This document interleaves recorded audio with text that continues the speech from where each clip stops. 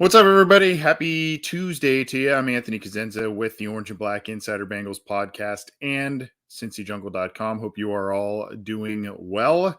Coming at you with the Happenin headlines for Week 13 as the Cincinnati Bengals get set to host the Los Angeles Chargers. Don't call them the San Diego Chargers. The Los Angeles Chargers coming to Paul Brown Stadium after the gigantic win over the Pittsburgh Steelers at home, 41-10. A lot to get to as it pertains to the Cincinnati Bengals and the headlines that are coming from them in both the aftermath of that win as well as what's ahead against the Chargers, what they're looking at there.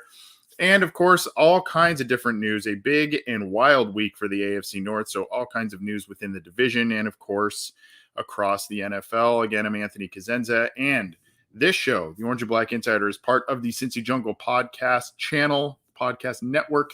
You can get that channel and subscribe to it on your favorite audio streamer, whether that's iTunes, Stitcher, Spotify, Google Podcasts, iHeartRadio, any of the major ones. Go on there, find the Cincy Jungle podcast channel, and that's where you can get this show. You can get Orange is the New Black from Ace and Zim. You can get Chalk Talk and Coach Speak from Coach Matt Minnick. Get all that stuff, subscribe, leave a review. We appreciate that. And if you like the video format of what we do on this particular show, you can go right down here. There's a little, I always get the hands mixed up on which side here because the inverted screen and everything when you record. Right down here, there's a little OBI icon. You can click that to subscribe. Click the bell to be notified when we go live, when new content is available, all of that. Okay. Shameless self-promotion of at least this show aside, we've got a lot to get to, so we'll start rolling it. I'm seeing a lot of hellos from a lot of folks, whether you're joining us on the Cincy Jungle Facebook page, our Orange and Black Insider YouTube channel, on Twitter. Hello. Good to see all of you. Hope you all had a good Thanksgiving and enjoyed what we witnessed on Sunday as the Bengals took care of the Pittsburgh Steelers at home. All right, let's get this thing going if you don't mind. And let's see, where do we want to start? Let's start with the snap count takeaways. And this is on CincyJungle.com. I will post this in the live chat for those of you if you want to see what's going on with this here on CincyJungle.com.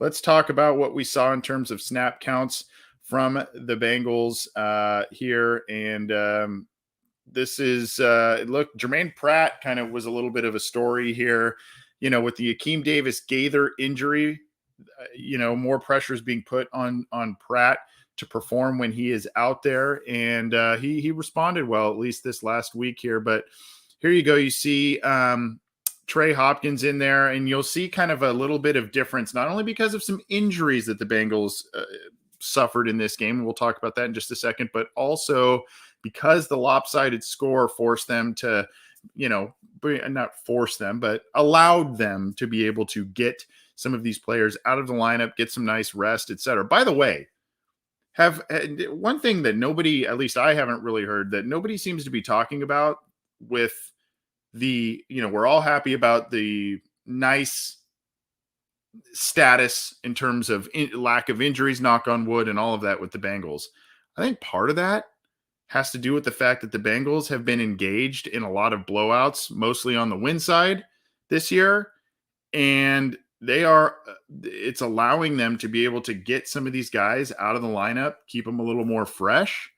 Obviously, how they've built the roster in terms of rotation and all of that, especially on the defensive line, that is a big reason why as well. But being able to get those guys out of the lineup when a game is well in hand and rest them for almost an entire quarter, sometimes more than that, that is playing a big role in the health of this team. At any rate, here we go. Trey Hopkins, 78% of the snaps. He did get dinged up. It looked like kind of got rolled up on, kind of a scary situation there. Ended up staying in there, got up a little slowly, stayed in there, ended up playing a little longer, but was taken out of the lineup as the game got well in hand in the fourth quarter. Trey Hill stepping in there, did get a penalty, did Hill. But 22% of the snaps Hill got in there. Hilton playing 94%, and he played very well. 4 tackles and the big pick six by Mike Hilton right before halftime. Awuzie, here's what I mean. Awuzie your number one corner right now only playing 63% of the snaps because of what the game where the game went. Trey Flowers getting extensive time, 40% of the snaps. Darius Phillips getting time, struggled a bit at times, had kind of a miscue on a kickoff return where he tried to bring that out, was really indecisive on what he was doing there, and then let up a few plays on defense. So a little bit of a rough one for Darius Phillips, 37% of the snaps there. Eli Apple, same thing with Awuzie, 63%. You see here Hendrickson, only 40% of the snaps. And what did he do? Oh, he had a strip sack and 2 tackles. So, 40% of the snaps he's making plays, 2 quarterback hits. Cam Sample in there for 44%. He played more snaps than Trey Hendrickson did Cam Sample. So Sam Hubbard, 52%, just a tick more than both of those two. But again, you're resting these guys. Wyatt Ray getting in there for 45%. Khalid Kareem, a lot of him late, 29% of the snaps. DJ Reader, only 34% of the snaps. Ogunjobi, 48%. Tupou, 50%. BJ Hill getting a lot of time and being an effective player. BJ Hill, 61%. Just in the mix of a lot of different plays there. Really liked what we saw from him. Logan Wilson, your leading tackler of the day, 63%. Pratt in there, 47%. But see, look at these percentages, particularly on defense. These are guys that are getting out of the lineup quick. And then you had Marcus Bailey getting in there and having 39% as well. Joe Bacci, 37%. In the snap counts there. So, they got some time late. Jackson Carman got in there late. Quentin Spain, 85%. Adeniji did get all 100% of the snaps, as did Jonah Williams. Reef left the game early and was replaced by Prince. So Prince got a lot of snaps, 31 to be exact, but some of those were in the jumbo formations earlier, and then some of them were actually as the right tackle because Reef left with an ankle injury. We'll talk more about that. Burrow got to sit late. He played 85% of the snaps. Brandon Allen came in. Mixon, 72%. P. Ryan getting work late. Evans getting some work late. So, you look at these, your starting safeties, 63% a pop in terms of amount of snaps. Bates and Bell. CJ Uzama, 66%. So just a nice dispersal of snaps just based on where the game went and how the Bengals were able to remedy all of that and get through the game and bring in guys at the end for about almost a full quarter in some scenarios, maybe even more in some scenarios there. So you gotta like what you saw there, especially with the result on the scoreboard there. So that's gives you a little bit of an indication as to what we were kind of seeing and some of the things that we kind of expected, I guess, a little bit based on how the game played out afterward, hindsight being what it is. All right, so I talked about this a little bit. Here is the latest injury update via Zach Taylor early this week on a couple of important players. Unfortunately, I should have started with this other one before this, but one such player had a bit of bad luck in Thad Moss, a guy that a lot of Bengals fans were excited to see him get activated. And actually, it sounded like Moss was going to be a little bit active in the passing attack and what the Bengals were going to try and do on offense, maybe this week and or going forward. But now he has suffered a hamstring injury, could affect his status for the next couple of weeks. He has now been placed back on the practice squad. Mitchell Wilcox is taking his place. And then you've got Reef and Trey Hopkins as well. As I mentioned, both those guys had a couple of injuries there. So again, he should be out at least a week. That being Moss, unfortunately, hurt his hamstring in pregame warmups. That is bad luck if I have ever seen it. And we'll talk about something else with Thad Moss in just a second. But Reef, as we mentioned, played in 60% of the snaps. So you can see here, this is from Marissa Contepelli as well. So Evans and Riley Reef are dealing with ankle injuries. Hopkins' injury is minor, not considered to be serious. So, when you look at this, the ankle injuries, those can be tricky, a little bit scary with Riley Reef there. Don't like that. But, and Evans is kind of here and there being an effective weapon for the offense. So, you don't really like that. Sounds like Hopkins is going to be okay. And the good news is Hopkins has been playing better as the year has worn on. So, you're hopeful that he's coming back and being in there pretty quickly. And then Moss, It's the most significant, quote unquote, from Zach Taylor of the group. And if we're talking about maybe a week or two, as Ben Baby of ESPN relayed to us, that's if that's the most significant, then, I mean, against the Steelers, I guess you got to take that. And thankfully, none of these seem to be of the season ending type or anything like that, but we will see. Again, Evans and Reef dealing with ankle injuries. Moss suffered a hamstring injury during warmups. Hopkins nicked up in that game, but ended up coming back after he got rolled up on it, looked like, and then, played a little bit longer and then was taken out shortly after that.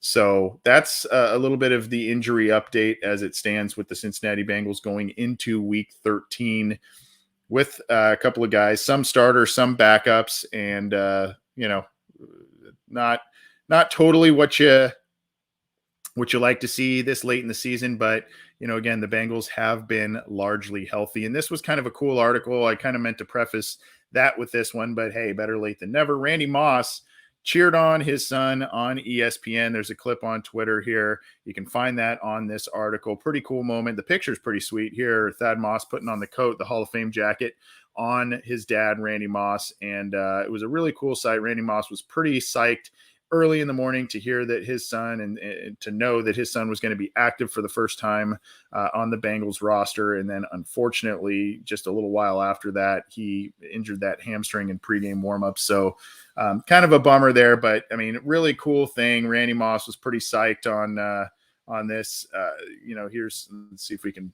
maybe play a little bit for you here. This is from NFL on ESPN, but they said proud dad moment, and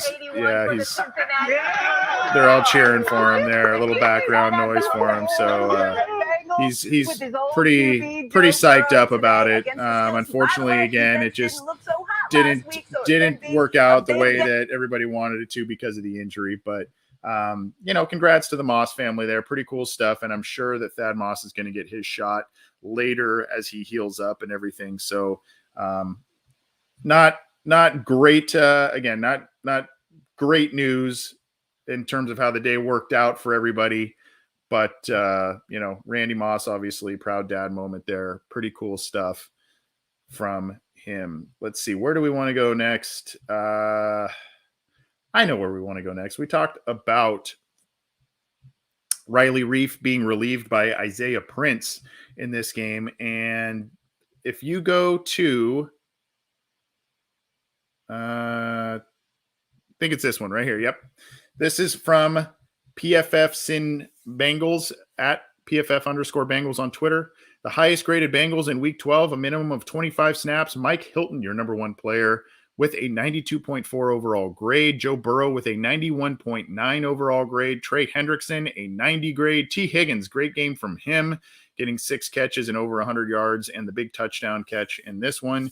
89.6. He is your fourth highest graded Bengal from PFF metrics. And then Isaiah Prince, your offensive tackle. Now, granted, the snaps were smaller, the sample size was smaller, but hey, 76.6, Isaiah Prince coming in. So my point is while we have to monitor the Reef situation, we don't know from a bulk snap count standpoint with Prince if this is something that, we can hang our hat on for a week, 2 weeks, something like that, if the Bengals need to get by with him on the offensive line. But that's encouraging right there, the 76.6 grade from Isaiah Prince, your 5th highest ranked Bengal by PFF standpoints. So I wanted to share that one with you all as well. And then just an update on how the team itself is doing through 11 games and 12 weeks in the season from Pro Football Focus, because I know we got some data geeks, somewhat like myself, data geeks out there who like these numbers out here. Highest graded Bengals through 11 games and a minimum of 275 snaps. Joe Burrow, your number one guy.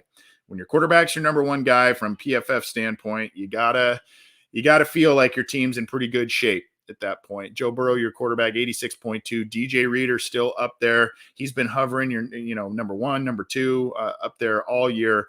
83.4 grade from DJ Reader. Joe Mixon, your star running back, who you paid a lot of money to, 83.0. T. Higgins, number 4, jumping up there at it with a 77 grade. Jamar Chase falling off a bit because of the last 3-4 games, but still a 76.7 grade. He is your number five player there. Again, I say this every time we go over this, but this is near ideal in terms of how the Bengals have constructed their roster, who they want to be identity wise, and where their money has gone, where their draft picks have gone to have these players be in your top five. I mean, sure, you'd like to see Trey Hendrickson in there, maybe Sam Hubbard, because you just gave him a deal, but those guys are still playing well regardless. And then when you have your number one overall pick and franchise quarterback as your number one player on your team in terms of PFF grade, your big nose tackle you paid huge money to, not this offseason, but last offseason as your number two player. Same offseason, you paid big money to Joe Mixon for an extension that wasn't necessarily super well received among a lot of fans, but he's playing very, very well for this team this year. Best football I think we can say we've seen from Mixon, and that's saying something because he's always been a good player. T. Higgins, basically a number one pick, your top pick of the second round in the Joe Burrow 2020 class, and then Jamar Chase, your number 5 overall pick this year. I mean, that's kind of how you want it drawn up. Pretty much how you want it drawn up for PFF scores. I mean, there's a couple changes you can make there, but not bad. Not bad. Let's keep going here. There was a moment there was more than one moment in this game wherein the Steelers were the Steelers, and not so much on the scoreboard, not so much in in-game performance, but more so in after the whistle stuff, walk the line of cheap shot type of stuff, and other types of situations. And there was one such play on the Joe Burrow interception where TJ Watt, who was pretty frustrated in terms of his lack of contributions in this one. And by the way, if you remember, everybody said how much of an impact that Alex Highsmith and TJ Watt were going to have in their return this week. What did they do? They combined for 7 tackles, no sacks, no quarterback hits, no tackles for loss by any of those guys.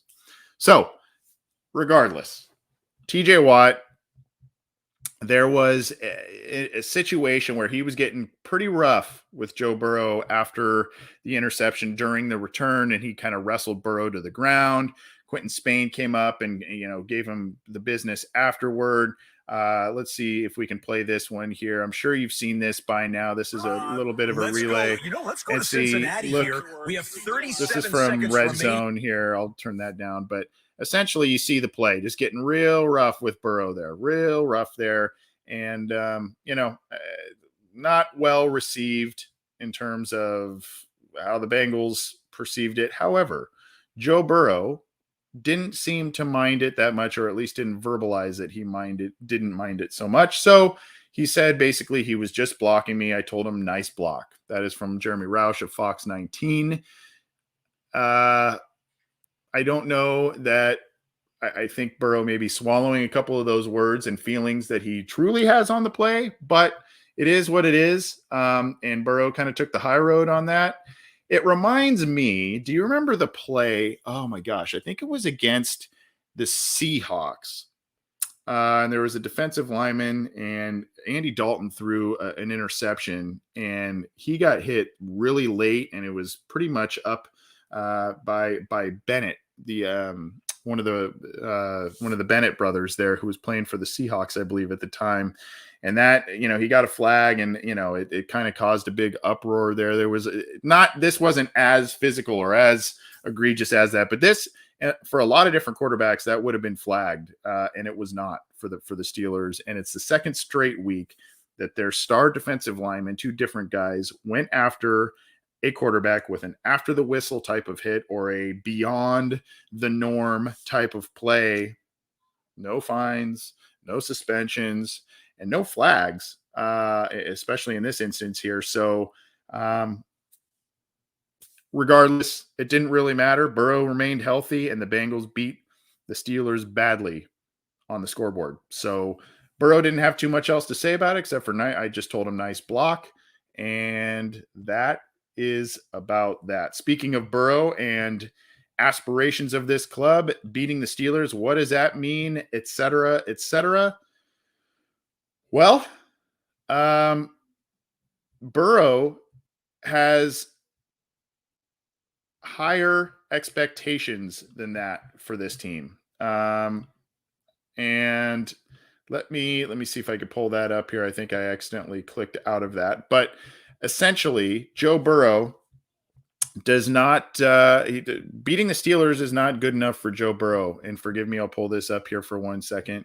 But they've got more to accomplish. They want more than just sweeping the Steelers in this one, and that is really kind of the story there. I mean, the Bengals really just are saying that, you know, we want the playoffs, we want the AFC North, and they have bigger goals than that. I'll have to come back to that one. I'm having a little trouble finding that. I apologize. Had that up there, and I don't know what happened, but essentially that is on Cincy Jungle there. The Joe Burrow, and just in his post-game presser, just basically said, you know, we want more. We have more to accomplish than just sweeping the Steelers, and I think it's a pretty profound statement there, because in years past that this was always kind of the Bengals Super Bowl, right? The beating the Steelers, beating them soundly was always kind of the Bengals Super Bowl, so to speak. And now, you know, the Bengals have much loftier goals. And I think Joe Burrow, his persona, his confidence, and what this team wants to achieve has so much so much left to accomplish. So not good. It's good. It's great. Not good enough is basically the message there. And I will try to come back to that. I thought I had that queued up. I apologize. However, let's roll on to, we've kind of been talking on a blocking theme here. Zach Taylor really likes what he's seeing in terms of the commitment from the Bengals wide receivers in the running game, the blocking game there, helping out in the run. There was a big run, and Brian Baldinger of NFL Network and other outlets had a nice breakdown of it. But essentially, you know, is the big cutback, the big 32-yarder where Mixon bounced it left, and then, you know, saw there was nothing there and took it back around the right side late in the game. And you saw Jamar Chase, you saw Joe Burrow following him too, but you saw Jamar Chase, you know, scurrying up the field, got a nice block to continue. It was on Minkah Fitzpatrick to continue on and let the play continue to develop. And it's those types of plays. We saw Stanley Morgan in the run game a week prior against the Raiders. That was, you know, a really nice play. And these guys just are doing the little things that winning teams achieve, and that make you a really well-rounded team. And here's the quote here from Zach Taylor, and this is on cincyjungle.com as well. We want to have the best blocking receivers in the NFL, Taylor said. That's the standard we're trying to set right now, and that's what they're out to get. And they're doing a pretty dang good job making a statement on that for the rest of the league to notice. And then, you know, it said in the article here, Taylor cited numerous blocks from his wide receivers in this game. But, you know, the guys that don't necessarily make the catches, Mike Thomas, Stanley Morgan, etc., are helping out in the run game. And then you've got Jamar Chase helping out in the run game. And, oh, by the way, a lot of times you're using jumbo formations and with Isaiah Prince. And so you are just really trying to impose your will as an offense and as a run unit there. They are really trying to impose their will and doing a pretty good job of it, especially coming out of the bye. Especially, I think Joe Mixon has about 300 yards rushing in the last 2 games. So kudos to them. They made a couple of tweaks in the bye week, and it's working. It's working. It's got them 2 wins. It may not be as fun or as pretty as the bombs away, the deep bombs galore to Jamar Chase, etc., but it's effective. It's effective, and it's getting them in the win column. And Joe Mixon is a guy that you want to rely on in the AFC North and through the playoffs for timely runs, physical runs, and helping out in the pass game too. So really, it's just clicking right now. It's clicking. I said it in the post game show. It's clicking. The Bengals, you can argue, are playing their best football right now when it matters most. The back half of the schedule against quality teams, and you have to like that if you are a Bengals fans.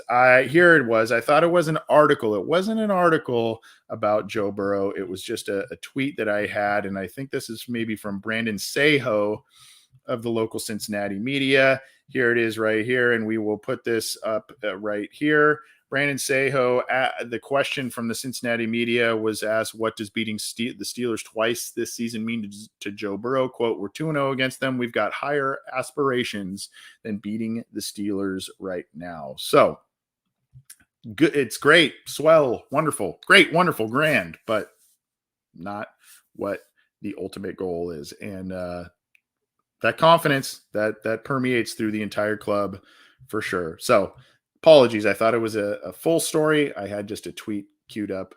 At any rate, there you go. That was the quote. Let's continue on with just a couple more Bengals tidbits. Actually, we've got a few more, and then we've got some in the AFC North, and to close it out with the NFL news. Before we do, I want to tell all of you about our partnership with Symbol, SIMBULL.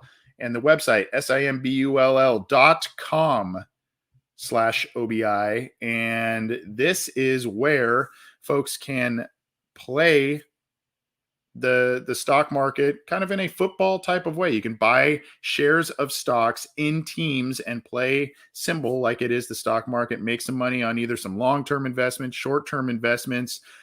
If you got in on the ground level with the Bengals investments with this thing when we first started, you probably made yourself quite a bit of money, but you don't have to only bet on the Bengals. You can bet on a number of teams in a few different sports on their platform. And oh, by the way, if you go to symbol.com/OBI and use the promo code OBI, of course, standing for Orange and Black Insider, they have a promo for you wherein they will protect up to $500 of your money in your account if should you lose it, if you use the promo code OBI and within a 90-day window. That's how confident they are that you will make money, that you will be satisfied with their platform. But you got to go to symbol.com/OBI. You got to use the promo code OBI to take advantage of that $500 money back guarantee in your account within that first 90 days. Should things in the rare chance go not your way, they will protect you on that. Pretty cool stuff. A fun platform and a way for you to make money, potentially even on teams that you're passionate about. So go to symbol.com/OBI, use that promo code OBI, and take advantage. We have been partnering with them for the better part of the entire calendar year, really since right before the draft all the way up till now. And again, here, if you invested right then when we had the partnership, you're looking pretty smart at this point. So go check it out. Good stuff from Symbol, and we appreciate the partnership there. Man, what an addition Trey Hendrickson has been for the Cincinnati Bengals. Good Lord. He now, this is on cincyjungle.com, he now has set the record for the longest sack streak in Bengals history. Just a pillar of consistency on this defense. Even when the defense hasn't been playing well, he has been very, very consistent. Obviously, there was the whole Carl Lawson, Trey Hendrickson debate. A lot of people did not like the Trey Hendrickson move. I did, just from the standpoint of you got to find someone who is healthy, consistent, and can consistently get after the passer. I loved Carl Lawson too, but at some point it would have been nice to have both these guys, really. But at any rate, Hendrickson playing very, very well and had another sack and second consecutive week with a sack fumble. Did Hendrickson force this week, and now he has at least one sack in 7 straight games right now came on that forced fumble with Big Ben. So 10.5 on the year for Trey Hendrickson with 6 games to play. So I don't know that he's going to keep up the continuous, the consecutive game streak. Let's hope he does, because that's obviously a good sign. But I mean, this is a guy well into double-digit sacks, could be chasing down the franchise record held, a single-season franchise record held by Carlos Dunlap. And he is very high up in the Pro Bowl voting. And oh, by the way, his play is, along with DJ Reader's effective play, along with BJ Hill, Larry Ogunjobi, all those guys, they are having a direct impact not only on Hendrickson's play, but also on Sam Hubbard's play. Sam Hubbard's having one of, if not the best season of his professional career as well. So good stuff from the edge defenders, and the Bengals are using them effectively. And Trey Hendrickson now a record holder with the Bengals in terms of consecutive games with a sack. So good stuff there. Good stuff there from Trey Hendrickson, and a great addition by the Cincinnati Bengals. We're going to transition now into week 13 as it pertains to the Bengals and some of the news notes, etc. This is kind of a nice bridge article here from CBS Sports, and Brian Diardo posted earlier on Tuesday. Bengals are back. 5 reasons Cincinnati is in the hunt for the first playoff berth since 2015. I will put that link in the live chat.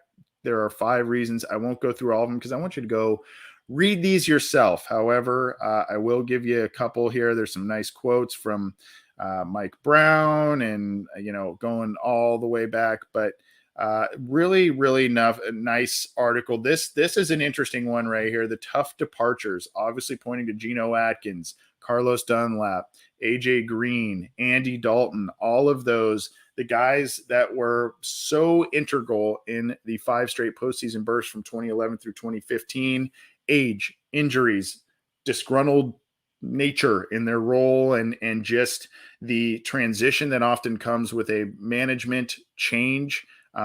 They required some tough decisions from some of these guys. And when you're not winning, those are the things that start to become criticized very heavily. And now here we go. All of a sudden, Bengals are 7-4. Things are looking great. Taylor, Anarumo, Callahan, Mike Brown, the Blackburns, all looking, Duke Tobin, they all look like geniuses now. But last year it was pretty easy to criticize what the Bengals were doing in this regard. Key acquisitions, another. I mentioned all these guys so far on this episode alone here: Reader, Ogunjobi, Hendrickson, Eli Apple, Awuzie, Von Bell, all these guys. So go check out this article. It's a long one, but a really good one on CBS Sports, and I think that you will enjoy it. So that link again is in the live chats. If you're not watching this live, you can go back into the Cincy Jungle Facebook page or the YouTube channel comments at the live chat comments, and you can find the article there. Good stuff from CBS Sports. The Bengals are, because of their win, because they're at home, they are opening as favorites against the Chargers. Now, the Chargers are coming off of a couple of wild weeks. They had a big lead against the Steelers, let it go, and ended up hanging on and beating them on Sunday Night Football the week prior. This week, they had a late game against the Denver Broncos in Denver, lost that one by quite a bit, by 2 possessions.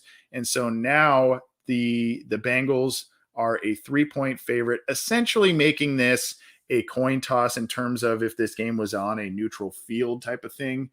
This would be a coin flip, maybe pick 'em type of scenario. But because it's in Cincinnati, usually that 2 to 3 point favorite range is because of the home field advantage. And so that is where the Bengals currently sit here with a 3-point advantage right now.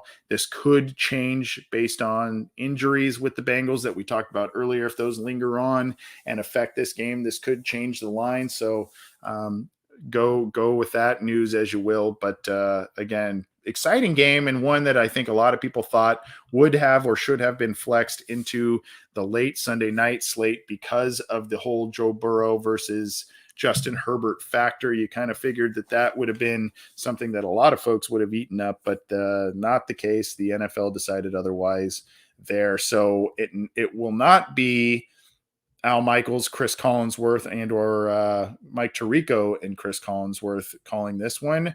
Thanks to Jay Morrison relaying this information. The CBS broadcast crew is one of top groups there. It's Ian Eagle, not Ian, Ian.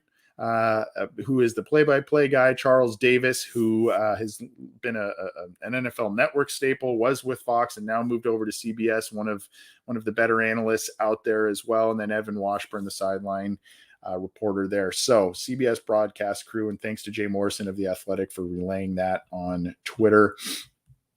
One of the top crews of CBS coming in there and doing the coverage for this game. The NFL did flex the Bengals a little bit. They flexed this one to CBS. I guess this was they did that one. But then 49ers Bengals in week 14 has also been switched around a little bit. Here is they did a couple of changes, as they do at this point in the year. They kind of gauge where teams are, where the divisions are. The NFL flexed the 49ers Bengals in week 14 to the late start on December 12th. So that will now be 4:25 p.m. Eastern kickoff on CBS. And then also on Fox, the Packers-Ravens game has been pushed to 4:25 p.m. Eastern as well. This is on NFL.com. But so this is kind of NFL news, but also overall NFL news, but also Bengals news, as their Week 14 game against the 49ers gets flexed to the 4:25 p.m. kickoff. So take note, Bengals fans, take note. That came out a little bit earlier there.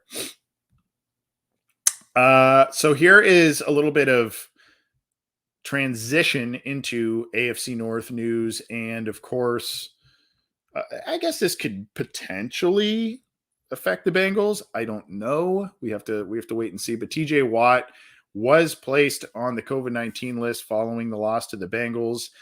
Obviously going up against Bengals defenders, the close contact with Joe Burrow there that he had. We're going to need to monitor how this works with the team, but the Steelers placed TJ Watt on the COVID-19 list there, and he did not have too much of an impact other than that scuffle there at the end with Joe Burrow after the interception. Not much of an impact from Watt there in this game. So at any rate, he is on the COVID-19 list, affecting the Steelers, obviously, but you also need to, we probably need to keep an eye on things with the Bengals there, as there was some close contact with TJ Watt on Sunday. So hopefully that does not trickle down and affect Bengals players there, but something to keep note of for sure. The wheels appear to be coming off for the Pittsburgh Steelers here. There was a comment earlier this week about some reporter had asked Chase Claypool, the wide receiver, about what could be different, what needs to change, what are some of these things that need to happen. Claypool made some comment about we used to have music at practice. It used to kind of liven things up and bring kind of a fun air to practice, and maybe that's something we could bring back. Something to that effect was the comment. Apparently, a day later, Mike Tomlin was asked about that opinion from his second-year wide receiver. And this is from Brooke Pryor on Twitter. I will share this here. Mike Tomlin on Chase Claypool's suggestion they should play music and make practice more fun. Quote, "Claypool plays wideout, and I'll let him do that. I'll formulate the practice approach, and I think that division of labor is appropriate." If I don't have the audio clip for this, but if I can so picture Mike Tomlin saying this, particularly those final words. Very intelligent guy and very he doesn't mince words. I think that division of labor is appropriate. That is a very Mike Tomlin-esque quote, and it also kind of shows, oh boy, maybe a little erosion in the foundation of the team. I don't know. Definitely not a good sign that there's a little bit of, I don't know if bickering is the right word, public bickering, but I don't know. Take that for what you will. I guess you got to like it from the Bengals side of the fence. If you're a Steelers fan, probably not so much. But that was a very, very interesting quote from Mike Tomlin in response to Claypool's comment about what the Steelers could do to liven up practice. We've got a lot of live listeners from a variety of different platforms. Happy to have you all with us. We'll be going through just a few more articles here and headlines as it pertains to the NFL. We already went through quite a few of the Bengals. We're starting into the AFC North and moving through that. A couple from the NFL, and then we will hop on out of here. Again, I'm Anthony Cosenza with CincyJungle.com and the Orange and Black Insider Bengals podcast. We do have our standard show tomorrow night, our deep dive analysis show with myself and John Sheeran. We're going to do some listener questions live on Friday as well. So keep your eyes and ears open for that. And then, of course, we've got all kinds of different stuff on the podcast channel from the variety of shows. So check it out on your favorite audio streamer or the respective YouTube channels. Appreciate the support. Good to see so many of you coming midweek and hanging out with me, talking about the headlines, at least for the live shows. Hey, thanks for listening after the fact too. If you can't join us live, please try to, but if you can't, it's cool. Appreciate you tuning in after the fact and checking out our show and the other shows on the podcast channel. So at any rate, let's continue on with the AFC North. Baltimore Ravens. Patrick Queen is dealing with a rib injury, not expected to linger. And this is from Ryan Mink on BaltimoreRavens.com. I will pin this in the live chats for you all as well. His rib injury is not expected to linger. Queen, if you remember, it says here he was in a lot of pain in the third quarter trying to tackle Cleveland Browns tight end David Njoku in the last game here. If you remember, Queen was a guy who was tasked with a lot these first two seasons, being kind of their middle linebacker and calling the plays, lining people up. And he had a lot of struggles. Doing so. So what the Ravens decided to do is move him to, I believe, the weak side, and they now have Josh Bynes, former Raven and former Bengal. He returned to the Ravens this year, and now he was on the practice squad at one point. He is now manning the middle, and it has lightened the load for Patrick Queen, and he has been playing better since that move. However, he is dealing with a rib injury here, and shouldn't be a serious one, but, you're tackling as a linebacker. That it can't be comfortable. So we'll see. We'll see how that ends up going here. I already said the other piece of news here that I had for the Ravens was that Packers-Ravens game in week 15, moving from 1 Eastern to 4:25 Eastern. So that was the other piece of news with the Baltimore Ravens, at least pretty pertinent here early in the week. Let's go to the Cleveland Browns. Man, they just they can't figure it out from 1 week to the next, it would seem. They can be impressive, and they can be very unimpressive. Unfortunately, they are now going to be losing all-pro tackle Jack Conklin for the season. He had already been out a couple of games. I believe he missed the Bengals game. And then he suffered a ruptured patellar tendon in the loss to the Ravens. So, he's a really, really good player, just had an injury-plagued season this year. So, not a great situation for the Browns and their offensive line. But Blake Hance, by the way, is going to fill in for Conklin. But look, the Browns were able to still win some games without Conklin in the lineup. So, and now the Browns are on a bye, so they're going to figure things out there from a roster standpoint and starting standpoint and all that kind of stuff. But not a good situation from them. They still have a number of really good offensive linemen on that line, though. So I'm sure they will figure it out.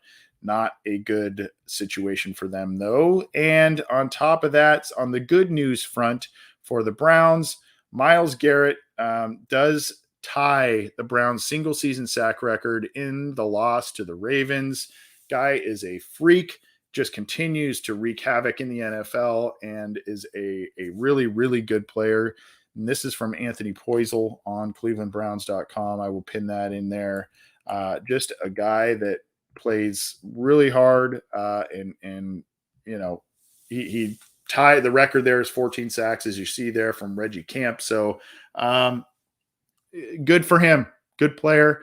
And, the Browns value him for sure. He is a very, very good player, ties the franchise record with a number of games to go. So we'll see what happens in terms of where that number ends up for Myles Garrett. Now, the Bengals are taking on the Chargers. They are hosting the Chargers this week. And as I mentioned, the Chargers are having trouble with consistency. They had the big lead against Pittsburgh, let them come back, ended up winning that game. They go to Denver the following week and do not play well. Herbert turned the ball over a couple times, and now they are trying to figure things out. I mean, they were playing very well to start the season. Then they kind of hit a buzzsaw in Baltimore.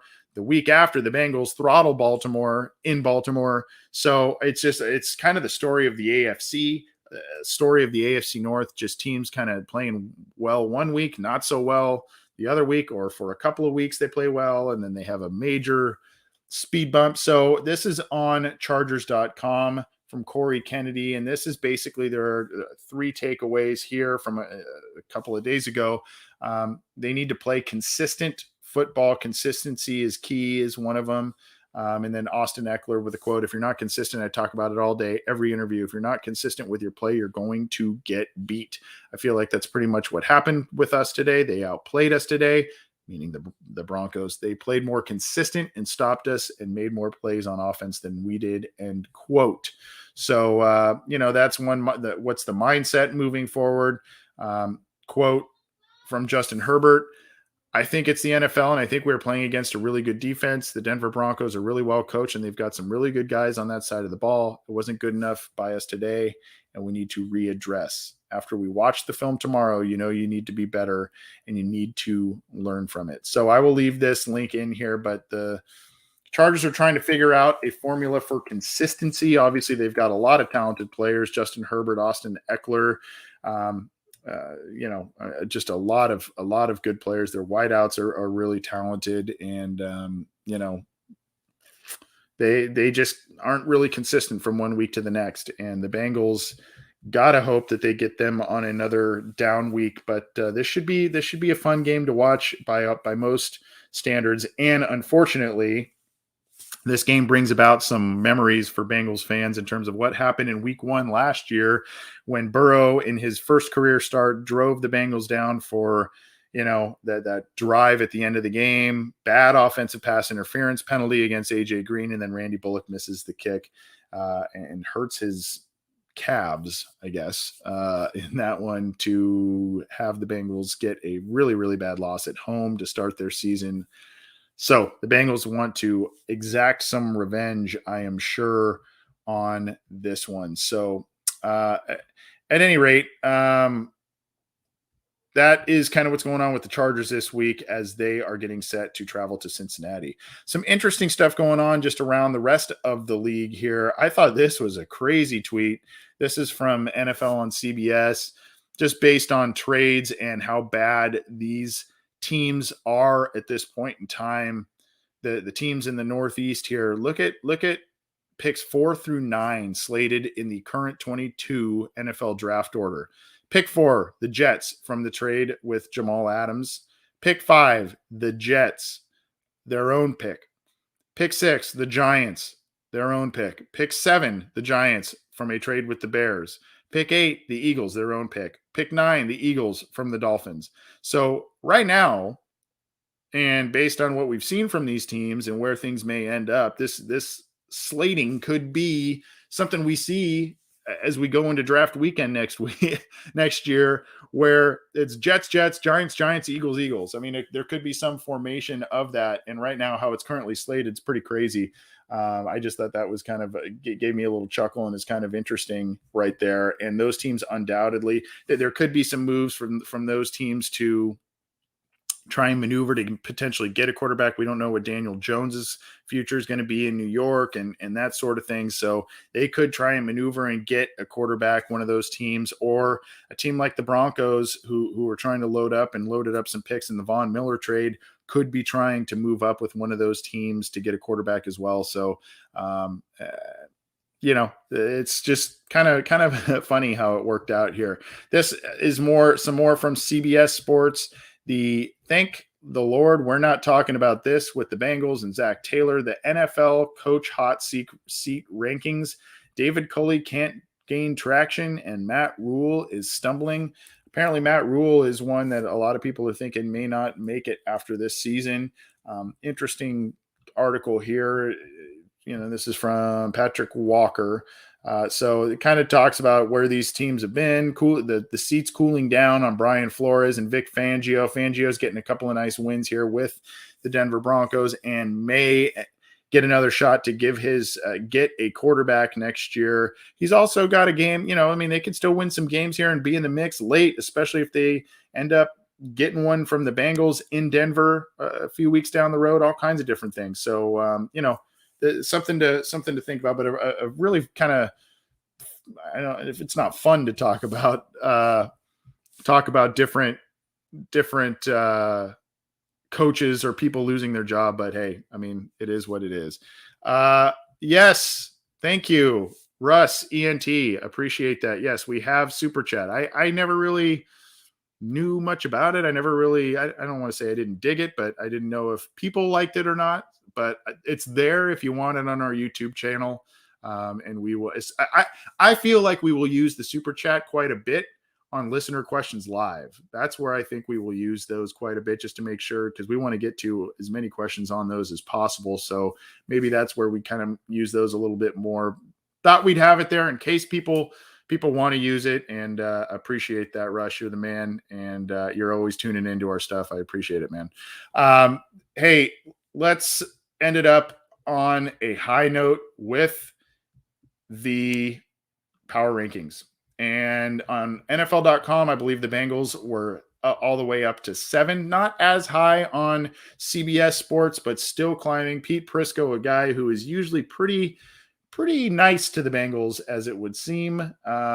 He's got the Week 13 power rankings. The Bengals have climbed up, I think, in his poll by 3, but here is who he has. He still has the Cardinals as the number 1 team in the league.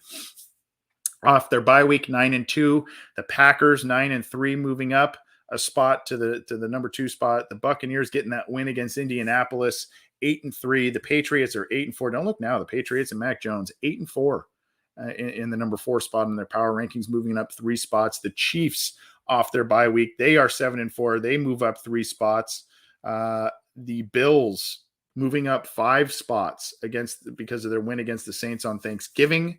So they are at number 6. The Rams are at number 7, taking a tumble at 5 spots down. The Ravens moving down 2 spots, even though they beat the Browns. So they are 8-3. The Titans falling 5 spots at 8-4. Just a lot of injuries going on with the Titans. A.J. Brown, Julio Jones, Derrick Henry. Just a lot of injuries for them on offense. So, but they are 8-4 and in a pretty weak division overall. The Bengals there rounding out your top 10, moving up 3 spots at 7-4 with their win over the Pittsburgh Steelers. Let's see where some of the other teams, the Chargers, who they play this week, inside the top half of the league, falling 6 spots to the number 15 spot on Pete Prisco's list. The Browns at 6-6 fall 4 spots at number 19. And where am I seeing my, did I miss the Steelers? Oh, there they are, number 17. I was like, wow, did they fall that far? Number 17, the Steelers fall 3 spots at 5-5-1. They are still ahead of the Browns. So that is some of Pete Prisco's power rankings there. And then we've got another, hey, Stuart, you're the man. Thank you for the super chat there. You're always in here as well. I appreciate that, Stuart, in the live YouTube chat. A lot of others in here. So many familiar names. Appreciate that. I hesitated again doing the super chats because I don't like people to feel pressured or obligated or whatever. But if you want to do that, and I think we'll try it out, especially with listener questions live and stuff, maybe the post-game show too. If you feel so inclined, check it out, and appreciate everybody's support of this program, everybody's support of the Cincy Jungle podcast channel. Getting to be that time of the day here on the West Coast where I am getting that nice sun ray in half my face, not half my face. I disappear. There's some shadows, all that kind of stuff. It's that time of the afternoon when that happens there in my house. At any rate, Thank you, everybody, for tuning in. Hope you enjoyed the Week 13 Happenin headlines. We've got a lot more coming to you on the Orange and Black Insider and the Cincy Jungle podcast channel. Subscribe to that channel on your favorite audio streamer. Subscribe to our YouTube channel. Make sure you like the Cincy Jungle Facebook page. And, of course, keep it to cincyjungle.com for all your news, opinions, analysis, all kinds of different stuff. And, of course, your podcasts. Appreciate it, everybody. Have a good rest of the week. We'll see you tomorrow, and we'll see you Friday for a couple more shows on OBI. Take it easy.